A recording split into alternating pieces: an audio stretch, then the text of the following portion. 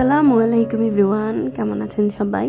আশা করছি সবাই ভালো আছেন। যে যেখান থেকে আমার ভিডিওটা দেখা শুরু করেছেন, ওয়েলকাম জানাচ্ছি আমার নিউ আরেকটি ব্লগে। তো আজকে আমার ব্লগটা থাকছে আমার কিচেন নিয়ে, একটা ছোটোখাটো কিচেন ট্যুর। তো আসলে রান্নার জায়গাটা না আমাদের মেয়েদের অনেক ইমোশনের একটা জায়গা। তো আমরা নিজেদের কমফোর্ট অনুযায়ী এটাকে সাজায় রাখতে পছন্দ করি। তো আমি যেভাবে আমার রান্নাঘরটাকে রেখেছি আজকে আমি আপনাদের সাথে সেটাই শেয়ার করব। তো এটা হচ্ছে আমি যখন রান্নাঘরে ঢুকতেই ডান দিকের এখানে ক্যাবিনেটের উপরে হচ্ছে আমি এখানে রাইস কুকারটা রেখেছি প্রথমে, কারণ এখানে কারেন্টের লাইন আছে।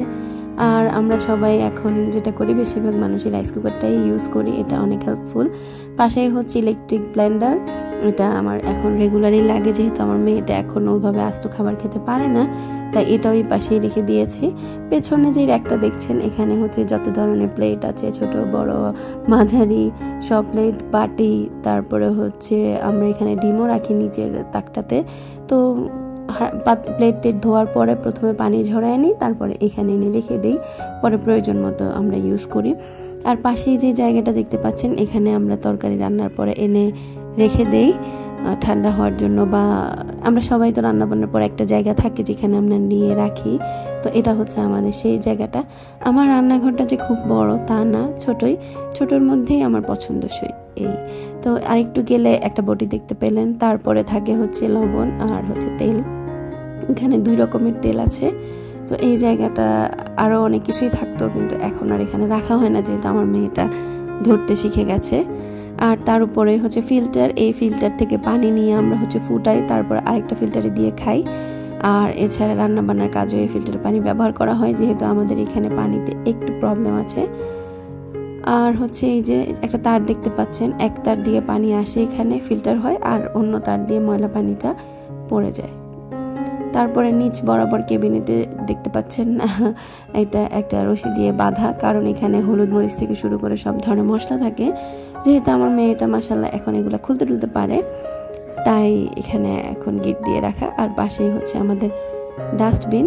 তো এই হচ্ছে এতটুকু, আপনাদেরকে এতক্ষণ যেটুকু দেখালাম এটা হচ্ছে ওইটুকুই, এক নজরে আবার আপনাদেরকে দেখাই দিলাম। আর উপরে যে ক্যাবিনেটগুলো দেখতে পাচ্ছেন, এখানে হচ্ছে পাতিল, বক্স টক্স, প্লাস্টিকের হাবিজাবি এগুলোই। আর সাথে থাকে হচ্ছে এই যে স্টোরেজ বলতে পারেন এটাকে, ভিম লিকুইড, ভিম বার, তারপরে হুইল সাবান, আরও টুকটাক কিছু জিনিস এখানে থাকে। আর ওই যে উপরে সব প্লাস্টিকের বক্স, তারপরে হচ্ছে যেই জিনিসগুলো আমাদের মোটামুটি রেগুলার লাগে। আসলে হাতের কাছে তো আমরা সেই জিনিসগুলাই রাখি যেগুলো আমাদের ডেইলি ইউজ হয়। এটা হচ্ছে ক্যাবিনেটের পাশের একটা মাঝখানের খালি জায়গা, এখানে কিছুই করা যাচ্ছিল না, তাই এটা খালি রাখা হয়েছে। আর এটা হচ্ছে সিঙ্কের একদম নিচ বরাবর, এখানে যে 2টা বড় পাতিল দেখতে পাচ্ছেন, এগুলোতে পানি থাকে।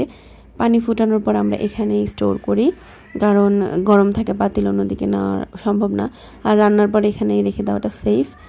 তো এটা হচ্ছে আমাদের সিঙ্কের পাশে উপরে দেখতে পাচ্ছেন ভিম লিকুইড, এটা আমাদের খুব কাজের জিনিস। আর এই যে কলার পিছনে যত ধরনের প্যাকেট আছে সব এগুলোতে মাছ টাছ রাখা হয়। আর তার পাশে একটা ঝুড়ি, 2 রকমের সাবান, তার আর সাথে ঝুড়ি, এখানেই আর কি সব কিছু ধোয়া টোয়ার পরে রেখে দিই, পানি ঝরলে নিয়ে যেটা জায়গার মতো রাখি। উপরে হচ্ছে একটা কি বলে এটাকে, হ্যাঙ্গারে আমাদের ফ্রাইং প্যান, কড়াই টড়াই এগুলো ঝুলাই রাখি।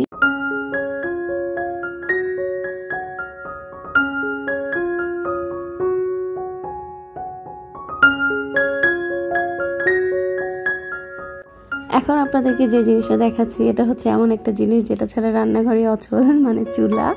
ওটা হচ্ছে আমার চুলা। আর নিচে একটা ছোট্ট ক্যাবিনেট, এখানে হচ্ছে রেগুলার ইউজের হাঁড়ি পাতিল রাখা হয়।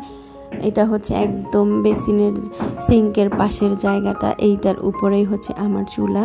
তো যেটা বলছিলাম যে এই জিনিসটা ছাড়া রান্নাঘরই মনে হয় না এক কথায়, কারণ রান্নাঘর মানে কি আমরা রান্নাবান্না করব, আর রান্নাবান্নার জন্য যেটা প্রয়োজন সেটা হচ্ছে চুলা। তো আপনাদেরকে প্রায় আমি একটা বাহিরের ভিউ দেখাই, সেটা হচ্ছে আমার এই চুলা বরাবর উপরে। তো ওইখানে হচ্ছে আমাদের যেহেতু লাইনের গ্যাস, ওইখানে লাইনটা করতে গিয়ে দেওয়ালটা একটু ভেঙে গেছে আর কি। তো আমি যেটা বলছিলাম আপনাদেরকে, আমি প্রায় একটা ভিউ দেখাই, সেটা হচ্ছে আমার রান্নাঘর থেকে রান্না করতে করতে ওই যে একজন ভদ্রলোক হেঁটে যাচ্ছে। তো এইখানের ভিউটাই আর কি আপনাদের সাথে শেয়ার করি। ভালো লাগে আর কি রান্না করতে করতে বাইরের দিকে তাকায় থাকতে। আর ওই যে আকাশের অবস্থা তো দেখতেই পাচ্ছেন, মনে হয় এখনই বৃষ্টি হবে, কিন্তু বৃষ্টি হওয়ার কোনো কাহিনীই নেই। তো এই ছিল হচ্ছে আমার আজকের রান্নাঘর, আমার ছোট্ট রান্নাঘর, শখের রান্নাঘর। শখের রান্নাঘরটা বললাম এই জন্যই যে প্রত্যেকটা মেয়ের শখের জায়গা হচ্ছে রান্নাঘরটা। এটা হচ্ছে আমাদের নিজস্ব এক্সপেরিমেন্টের জায়গা, আমাদের ইমোশনের জায়গা, কারণ মেয়েদের বেশিরভাগ সময় কাটেই এই রান্নাঘরে। তো আমরা রান্নাঘরটা যে যার যার সুবিধা মতো রাখতেই পছন্দ করি।